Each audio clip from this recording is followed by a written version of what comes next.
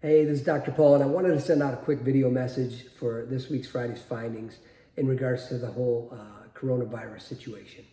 Now, I know there's a lot of fear and stress surrounding this situation, and that is completely warranted. These are crazy times for sure. The human body is wired for emotions like fear and stress to protect us, so that we take action and we prepare and we protect ourselves. Those emotions are not there to paralyze us. So I want to make sure that you aren't being paralyzed with these emotions. And I also want to make sure you understand that those emotions also compromise your immune system. And right now you don't need a compromised immune system. So in regards to the fear and stress, the fear in where it's being directed, I want to make sure you understand that the virus itself is not where your fear should lie. The average person is going to do just fine with this virus. I anticipate that I will come in contact with it. I'm anticipating my kids may also, and we will have either no symptoms, mild symptoms, or moderate symptoms. We will not go to the doctor for those things because antibiotics don't help this.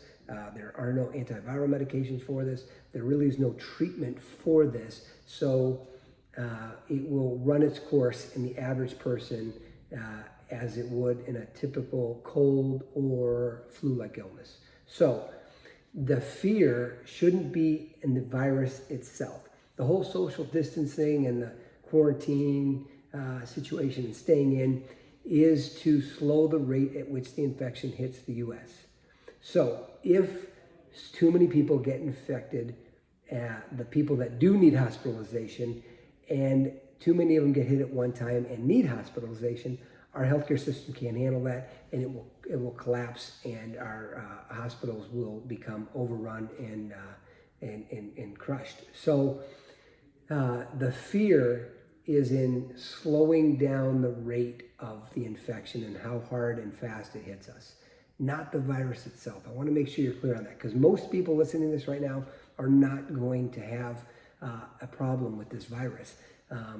That being said, the immune system, we know that the weaker the immune system, the more likely someone will have complications, or it could be fatal. Therefore, the strongest immune systems will be the least likely to have any adverse effects. That's important to understand, because there are a lot of things out of our control, but there are things that are in our control. And I want to encourage you right now, even though you're holed up in your house, probably, is that you can control your immune system, or you have an effect on your immune system. The food you put in your mouth. This is not a time to blow it off and eat all the ice cream in the fridge because you're stressed. This is a time to make sure you're eating healthy foods. This is a time to stay active and exercise. And I know the gyms are closed, but there's still things you can do in your house, around your house, or go for a hike. There are things that you can do. Do not let the fear and stress paralyze you and keep you from doing the right things. Health, I always say, isn't something you are, it's something you do. It's a verb. You do health. You earn health. And the healthier you are right now, the less likely you're going to have problems with this virus. And nobody's talking about that.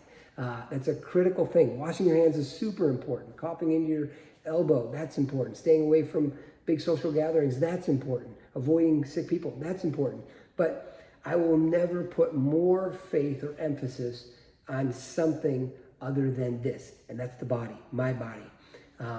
I am really happy to be a human being because we have trillions of cells. A good chunk of those are designed to specifically attack and ward off and protect us from viruses and bacteria and other microorganisms. So it does it every day, and it's going to do it with this virus too. So know that your body is your best defense.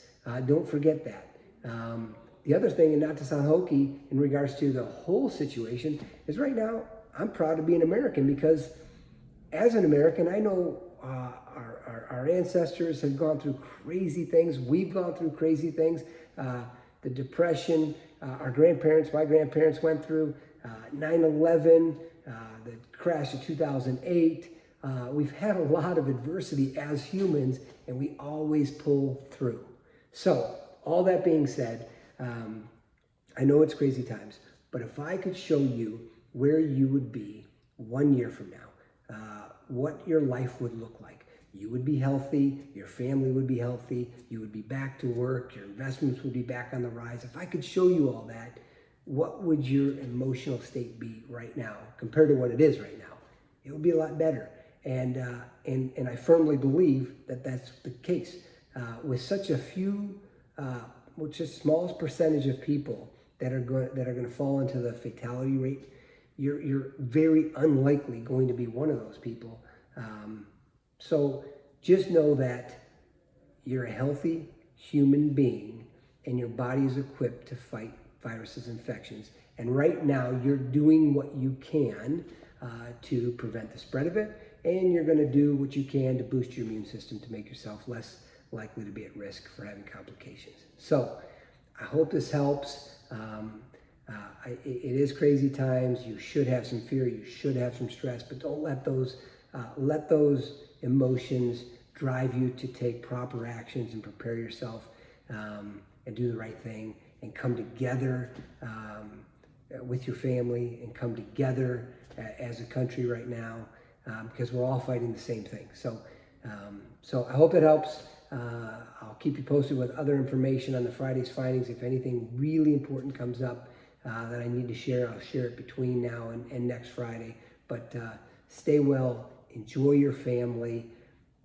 Do not let your stress and fear get to a level of anxiety. It's not necessary. It'll hurt you, not help you. Have a good weekend. Stay well.